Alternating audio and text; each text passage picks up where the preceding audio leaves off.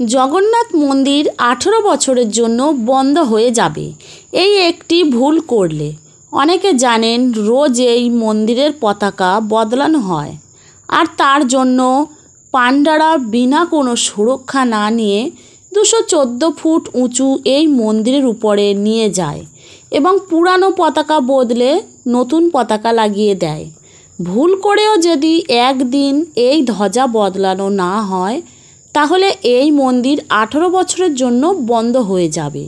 কারণ এই পরম্পরা আজ থেকেই নয়, যখন থেকে এই মন্দির প্রতিষ্ঠিত হয়েছে তখন থেকেই চলে আসছে এই প্রথা। এর পেছনে একটি কাহিনী আছে। বলা হয় একদিন ভগবান জগন্নাথ দেবের মন্দিরের পুরোহিতকে স্বপ্নে দর্শন দেয় আর তাকে বলে, আমার ধ্বজা ফেটে গেছে, তাড়াতাড়ি ধ্বজাটা বদলে দাও। পুরোহিত তখন ভাবে, কালই তো নতুন ধ্বজা লাগানো হয়েছে, তাহলে এত তাড়াতাড়ি ধ্বজা ফাটলো কী করে?